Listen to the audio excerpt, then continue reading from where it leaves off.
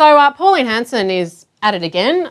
This time she's targeting kids with disabilities, saying that autistic kids and kids with other disabilities should be segregated from other children in the classroom. We'll show you a clip of what she had to say in Parliament. I hear so many times from parents and teachers whose time is taken up with children in the classroom, whether they have a disability or whether they are autistic, that it is taking up the teacher's time. These children should actually go into a special classroom, looked after and given that special attention. Okay, Troy, I don't even know what to say about this woman. I mean, we talk about her quite a lot on the show, unfortunately, and I am really getting sick of having to talk about her. So maybe I'll just throw to you and see what your reaction is to this latest crazy statement. Well, I also find it very boring, but it's very predictable.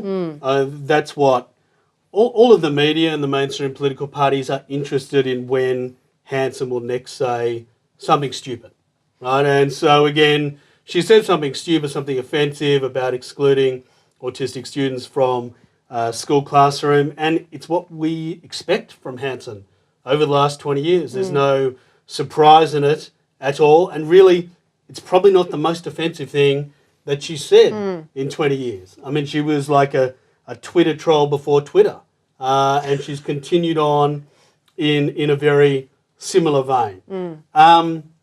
So I suppose I feel that in a way Australia is somewhat lucky that our most prominent right-wing populist is so incompetent, you know, is so lacking in talent and seems to attract so many nutbags, to use a technical term, like Malcolm Roberts or, you know, these political Svengali characters who, you know, the first time she had David Oldfield. Oh, yeah. And now she's got, what's his name? James Ashby. Ashby, yeah, that's it. Right, so the political party itself is quite dysfunctional, but I think, and you know, probably Joe will agree on this point, that she is speaking to a certain neglected constituency, but in a particularly offensive, narrow way that emphasises things around immigration and race, and you know, the whole shtick around we've got to get rid of political correctness.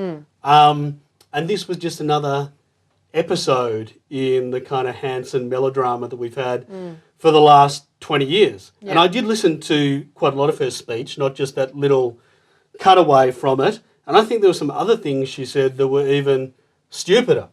For example, she said that we should be worried about Australians not being able to do running riding anymore.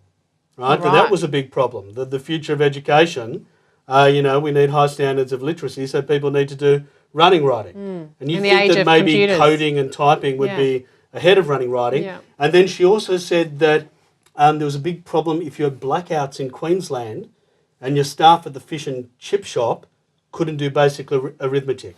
Yeah. So I think she's, you know, she's right on the money in terms of the future of education up there with Finland and other great innovative countries. Yeah, we should probably put her ahead of education, put her as the head of education policy. What do you think, Joe? Well, I think the one service that she has done with these comments has been to put the spotlight back onto education funding. I mean, this is the real issue.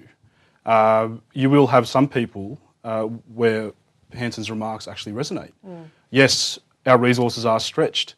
So instead of focusing on what she said, which, I mean, you can interpret it in various ways, I think the real discussion has to be about, okay, to what extent can we look at how resources are allocated within this particular sector, which is fundamentally important for anything about the Australian, or the future of the Australian society. So I think if there's anything good to come out of it, I mean, you've spotlighted some of the other things, but if there's anything good to come out of it, I think we need to have that discussion about Gonski 2.0. Yeah, well, that's a very positive take on what is a very negative woman saying mainly negative things. If she is so focused on trying to improve the education outcomes of children, and I have to say that when you do watch more of that clip about her comments about the autistic kids, she goes on to say she believes that autistic kids and kids with disabilities should have the right to an education and should be educated properly, and they need, you know, more attention.